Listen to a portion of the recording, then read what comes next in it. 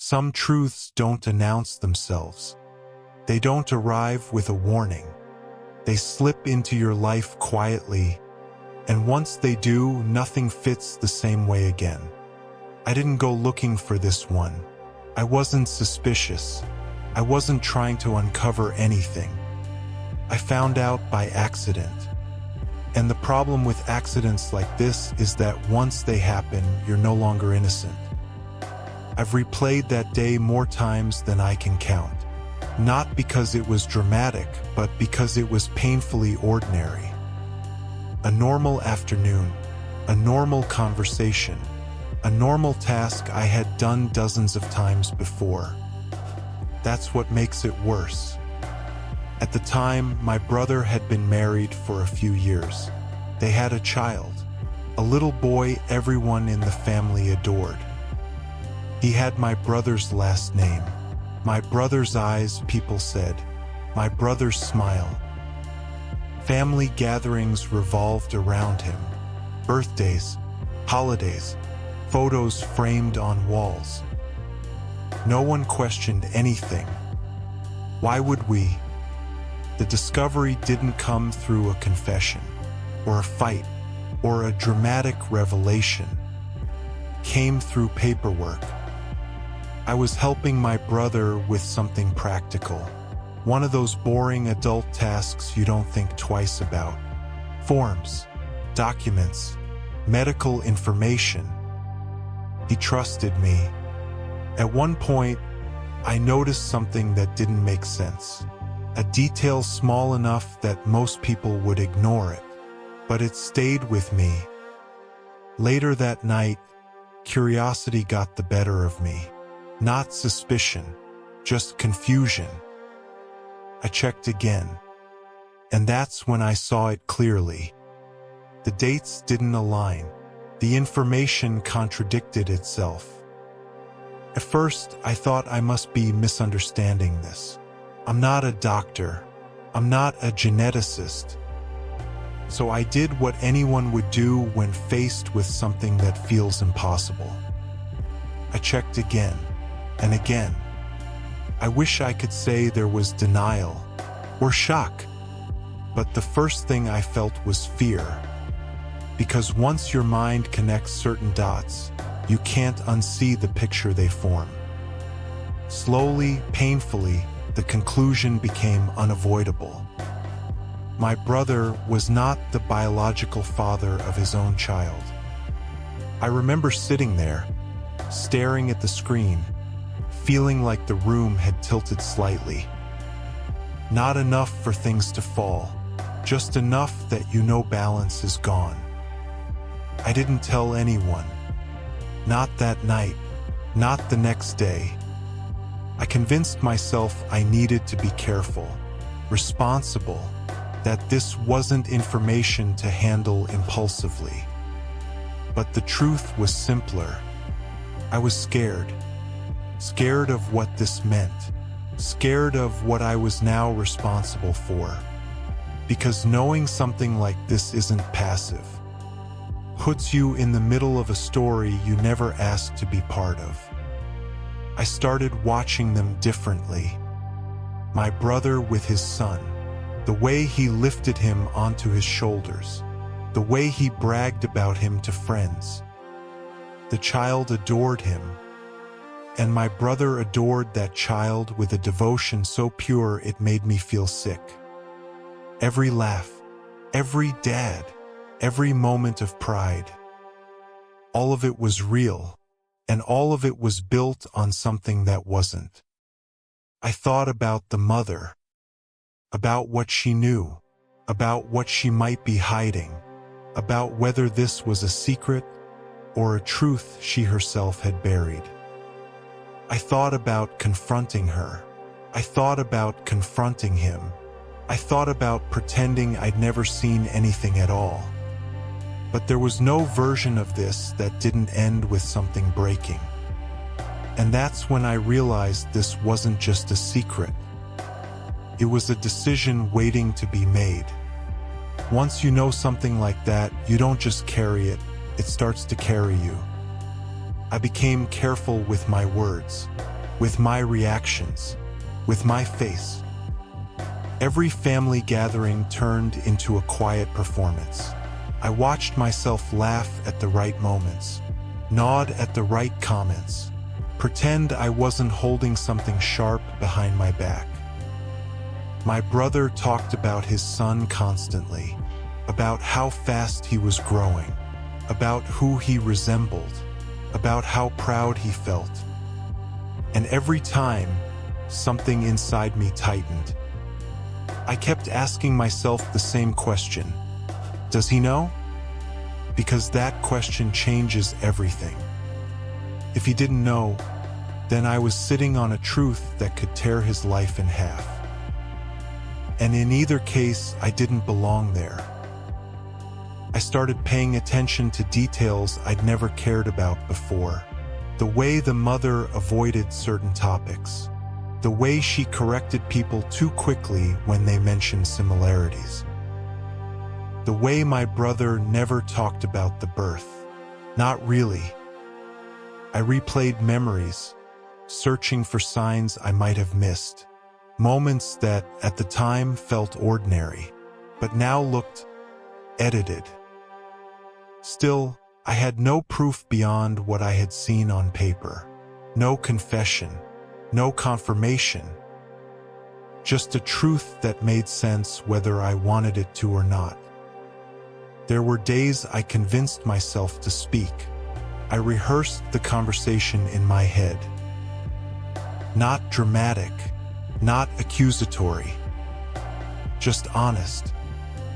Can I ask you something? There's something I noticed. I don't know how to say this without hurting you.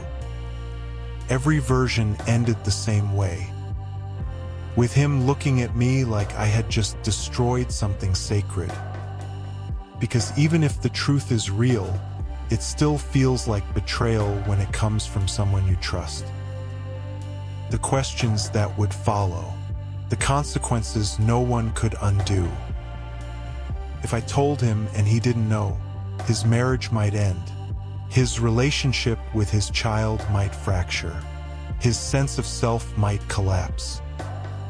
If I told him and he did know, then I would be forcing him to admit a truth he had chosen to live around. Either way, nothing stayed the same. And there was the child.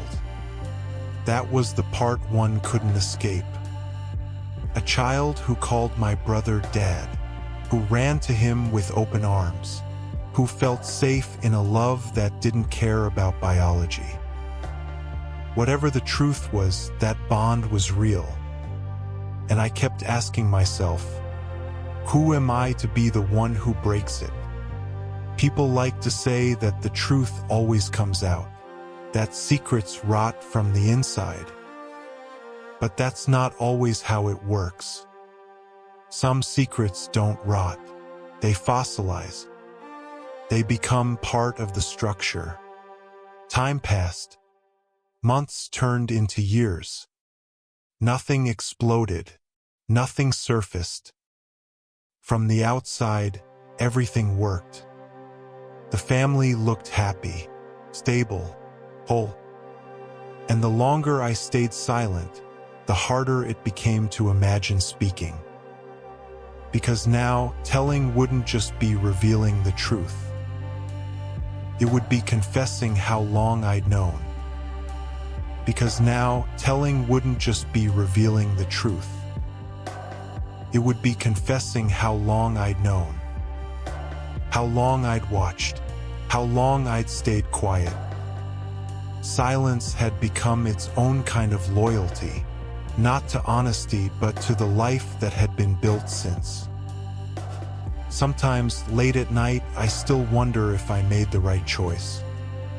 If silence protected something valuable, or just protected me. I don't know what the truth would have changed.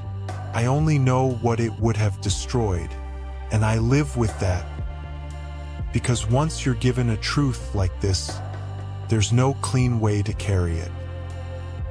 You either pass the weight on to someone else or you let it shape you. I chose the second. Not because it was right, but because it was the only choice I could live with. There's a moment people don't talk about when you keep a secret for too long. It stops feeling like a secret and starts feeling like a responsibility. Not because anyone asked you to carry it, but because you never put it down. I sometimes imagine what would happen if I told him now. Not back then, not when it was fresh, now. Years later, after birthdays, after photos on the wall, after habits and routines and memories that grew roots. I imagine sitting across from him, waiting for the right words, and realizing there aren't any. Because how do you say, "I knew, and I let you live inside it"? How do you explain that silence can feel like protection when it's really just fear dressed up as care? I think people believe silence is passive, that not acting is the same as doing nothing. It's not. Silence is a choice you make every single day you don't speak. And every day you repeat it, it becomes easier and heavier. The truth is, I don't know if telling him would have made things better. Maybe it would have freed him. Maybe it would have destroyed him. Maybe it would have changed nothing at all. But I'll never know. And that's the part one live with. Not guilt, not regret, uncertainty. You just choose not to see the version of the future that could have existed. Sometimes I look at the child, now older, louder, more confident, and I see something that makes this harder. Love. Not theoretical love, not biological love. Real love. The kind that shows up, that teaches, that stays. And I ask myself something I never expected to ask. Does the truth matter more than that? People like simple answers, right and wrong, truth and lies. But real life doesn't work like that. Sometimes there are only consequences, and the decision of which ones you're willing to live with. I chose silence, not because it was noble, not because it was correct, but because I believed it would cause the least harm. And maybe that belief was a lie I told myself. Or maybe it was the only mercy I knew how to offer. I don't know. What I do know is this: secrets don't disappear, they settle. They change how you listen, how you speak, how close you let people get. They don't scream, they hum. Low, constant, always there. This story doesn't end with a reveal. There's no confrontation, no dramatic explosion. Just a life that kept going, and someone who learned what it costs to carry the truth alone.